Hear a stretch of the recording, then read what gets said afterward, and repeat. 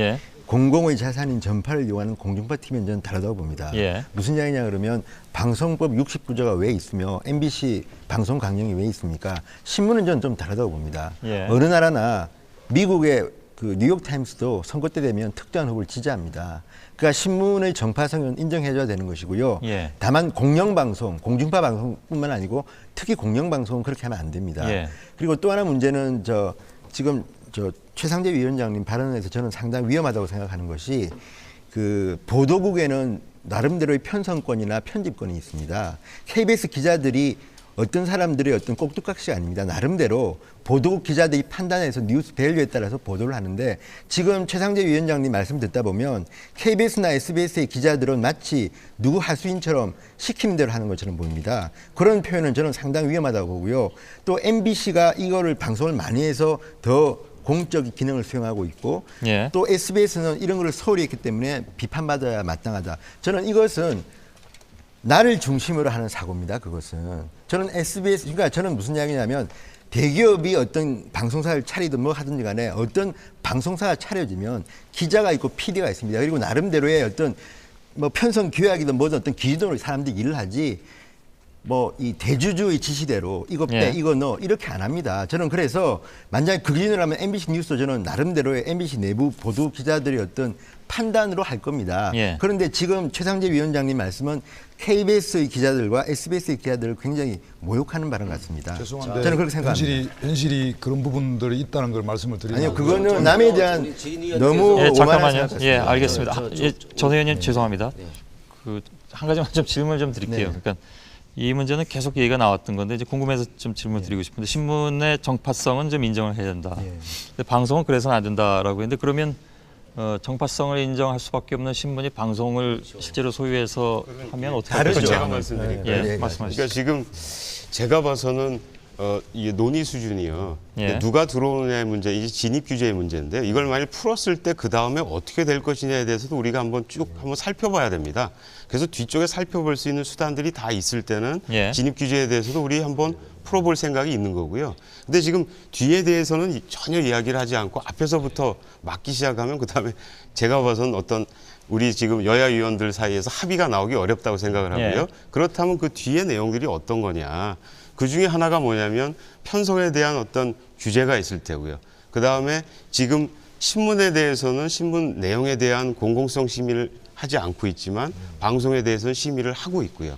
그 다음에 그거에 대해서 제재를 할 수 있고요. 근데 그 제재에 대해서는 아까 우리 위원장님께서 말씀하시기를 굉장히 이게 사실상 이제 무력화되니까 실효성이 없다고 말씀하셨잖아요. 근데 그건 제가 봐서는 정말 위험한 생각이라고 저는 생각을 합니다. 현실일지 몰라도 만일 그렇다면 현재 상황이 어떤 상황이냐면 방송사 3사가 어떤 거를 해도 규제를 받지 않는 그런 상황이라는 걸 그냥 어떻게 보면 인정을 하시는 거거든요.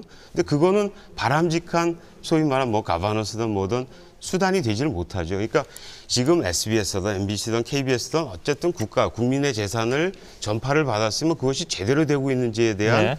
제재가 그 제재라는 게 국가기관이 하기 때문에 이게 항상 문제다라고도 말할 수 있지만 예. 그 국가기관을 얼마나 중립적으로 만드냐에 이제 그 다음 논의를 하면 되는 거거든요.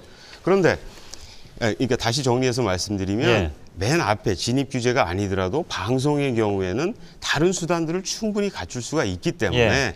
만일 신문이 방송을 들어올 경우에는 신문사가 하고 있는 행태 그대로를 방송에서 할 수 없도록 하는 수단들을 우리 현재 방송법이 갖고 있습니다. 알겠습니다. 말씀하시죠.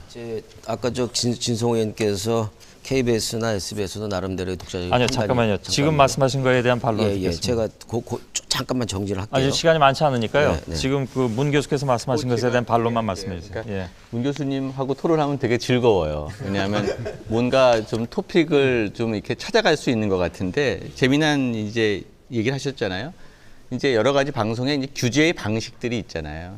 구조적으로 진입 자체를 막는 진입 규제가 있고 그리고 그것이 퍼포먼스를 규제하는 내용 규제의 방식들이 있다는 거죠. 그래서 지금과 같이 진입 규제를 너무 강하게 해놓고 아예 못 들어오게 하기보다는 들어오게 한 다음에 내용적인 규제를 통해서 내용을 강화시키게 되면 실질적으로는 같다. 이제 이런 말씀이신 것 같아요. 예. 그러니까 저는 그런 면에서는 그럴 가능성도 있다. 그러나 제가 현실적으로 한국의 상황을 보면 일단 어떠한 조직이든 시스템이 만들어지고 나면 그것의 퍼포먼스를 가지고 그 조직의 성격을 바꾸고 통제하기는 너무나 힘든 것 같아요. 예컨대 수돗물 사업이 있어요. 수돗물 사업을 민영화한 다음에 예. 그 다음에 이 수돗물에 대한 퀄리티 컨트롤 하기 어렵다는 거죠. 그렇게 되면 다 페트병 물 사 먹게 되고 결국은 수돗물이 개토화되는 것처럼 그런 식으로 가면 공공방송의 진입 규제를 풀어버리면 공공방송 전체가 개토화된다. 그러면 그 다음에 그걸 누가 책임질 수 있겠느냐. 그리고 내용 규제로 예. 규제 가능한 것인가.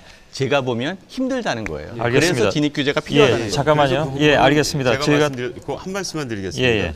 기존의 방송사가 서너 밖에 없을 때는 진입 규제를 통해서 확실히 규제할 수밖에 없습니다. 그건 예. 뭐 제가 전적으로 동의하는 거고요.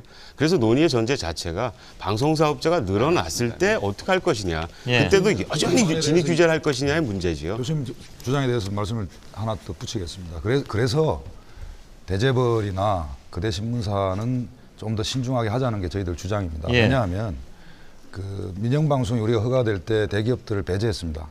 배제한 이유가 분명히 있었겠죠. 워낙 힘이 세기 때문에. 지금도 마찬가지입니다. 예. 그러니까 삼성과 현대와 같은 대재벌이 들어오게 되면은 지금 말씀하신 것처럼 사후 규제나 또 제재를 하기 굉장히 힘들지 않습니까? 왜냐하면 광고라든지 이런 부분이 다 맞물려 있는데 실제로 그 수십 개의 계열사를 갖고 있는 그 대기업들이 그 외부에 있는 시민단체의 압력이나 또는 이 정부의 공식적인 제재나 이런 것들에 대해서